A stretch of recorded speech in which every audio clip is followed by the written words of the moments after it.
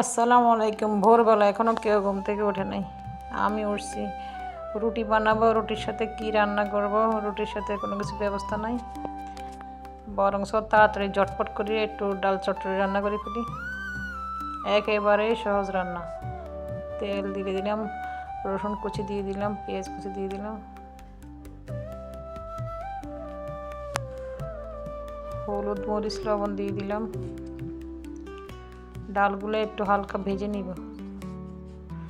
এটা বলার কিছু নেই, দেখানোরও কিছু নেই, জাস্ট শেয়ার করলাম। সকালবেলা আমি একা একা কী করবো, লবণ দিয়ে দিলাম, দিতে মনে নেই।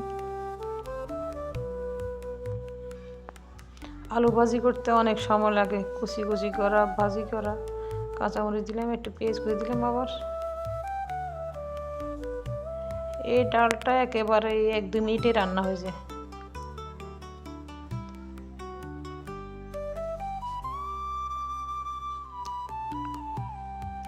ভালো করে নেড়ে একটা ঢাকনা দিয়ে দিব। কাঁচের ঢাকনাটা ছিদ্রটা বন্ধ করে দিলে আর ভাপ বেরোতে পারে না, তাড়াতাড়ি সিদ্ধ হয়ে যায়। ভাজা হয়ে গেছে, একটু গরম পানি দিয়ে দিব।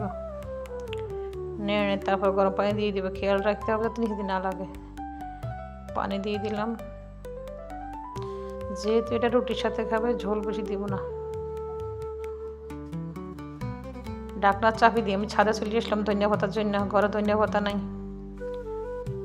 ওইখান দিয়ে রান্না হোক, আমি ধনিয়া পাতা তুলি। ছাদে অল্প ধনিয়া পাতা আছে, কয়টা নিয়ে যাই। ফুল এসছে।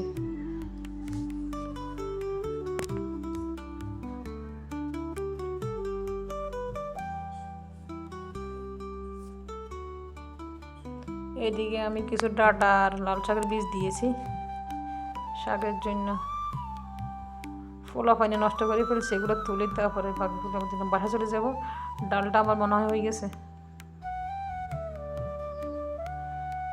ধনিয়া পাতা ধুয়ে দিয়ে দিলাম। যে ভালো ফ্লেভার বাইরেছে ধনিয়া পাতার।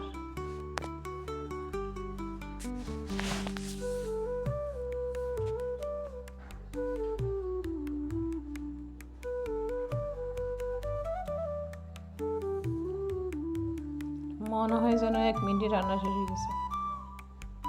আলু ভাজি করতে একবারে 30-40 মিনিট লাগে। বিসমিল্লাহ, খুবই টেস্ট হয়েছে। একটু বেড়ে রুটি দিয়ে খেয়ে দেখবো। এখন একটু ঝোল দেখা যাচ্ছে, পরে ঠান্ডা হলে আরও কমে যাবে। বিসমিল্লাহ। ছেলেরা এখনো উঠে নাই, ওদেরকে উঠিয়ে খাইয়ে স্কুলে পাঠাবো, ছোটরা নিয়ে যাব।